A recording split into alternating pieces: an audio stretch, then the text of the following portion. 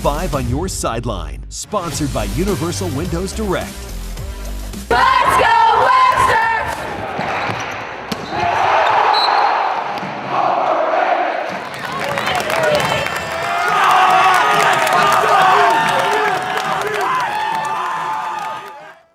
Welcome into 5 on Your Sideline. I am Corey Miller, and Annie, I know the talk this weekend will be all about the big game down in New Orleans. Probably. But my Super Bowl is Friday Night Hoops here in St. Louis. Corey, I love how you put that. I'm Annie Kroll, and we were all over the area from Breeze to Valley Park getting you the best highlights this week. So, Corey, will you do the honors since it is your Super Bowl? Will you take the lead? Let's do it. Let's go to Chaminade for McBride Night, honoring some St. Louis high school history with special uniforms to boot even.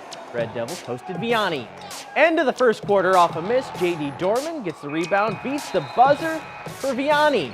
Other way, J-Mo White hits the triple from the top of the key for Chaminade. Next, look at this Chaminade ball movement. It all ends up in a Colin Keller corner three. You know it's coming though, it's Vianney. Luke Walsh time, sweet layup trying to keep the Griffins in this one in the second half. Then a dirty step back three. I'm gonna let the crowd know about it a little bit too, that's a great move. But Chaminade wasn't losing on McBride night. Elijah Panawans from downtown, and then Jahidi White Jr. was a vicious rejection at the rim. Do not come inside against him.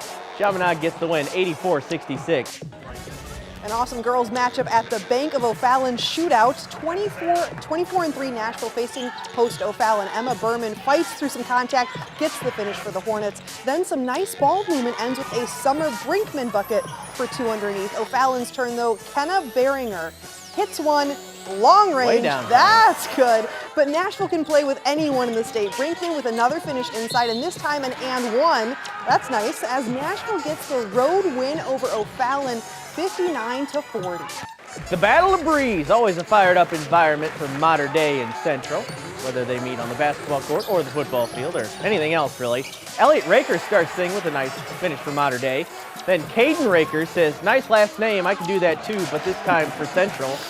Next up, it's Luke Briefeld. There's a layup for the Knights, but watch out in there. Sometimes you can get swatted. Big block for Central. Preston Baker, that's a Cougar three. Griffin Becker, that's a great rebound and putback for the Cougars. Central wins tonight's Battle of Breeze, 41-34.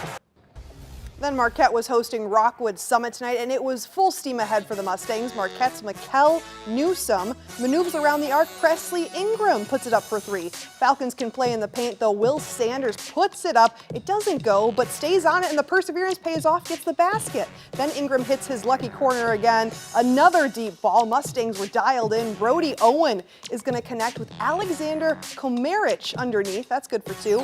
That helps put this game away. Marquette runs away with it 63-41. Parkway battle, north at south.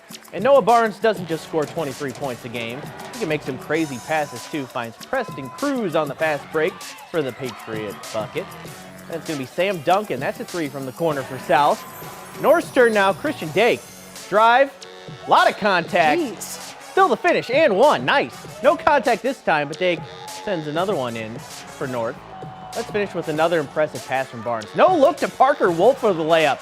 South defends home court with a 73-51 victory. Almost looks a little bit like a wrestling match, Corey. The Webster Winter Challenge semifinals meant Webster Groves throwing down with the Cardinal Ritter girls. Statesman going down the court, heaves it over to Ann Lawless, who goes underneath for two. Then Lions, Alana Howard hits from downtown, but Cardinal Ritter can sneak it in too as well, because watch this, Mackenzie McCain gets it. Howard wasn't done quite yet, pulls the Patrick Mahomes to Brooke Boyce in the deep corner. Thank you, Corey. Nothing but nets. Cardinal Ritter runs away with it 70-42. Nice matchup in Westland. Warriors hosting Carlisle. And here's the play of the night, folks. First half winding down. Chandler Miller gives it one last heave and beats the buzzer for Westland. Great play. No buzzer beater on this one, but Carlisle's Hayden Hughes still connects from way downtown. And then Zach Persing is going to do the same. Indians rolling.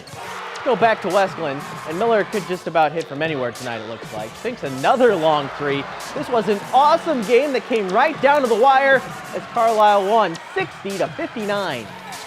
Doesn't get much closer than that. Valley Park's Will Geary is already the leading scorer in Missouri's high school soccer history.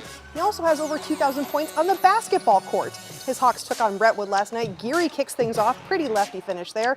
Brentwood able to keep the possession, though. They get it to Brockton Springer, who drills a triple. Then it's going to be Valley Park back the other way. Geary, the dish to Clark Menley for the buckets. Valley Park gets the win 67-63.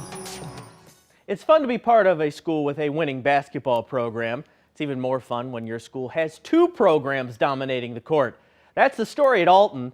The boys and girls teams are a combined 43-7 so far this year.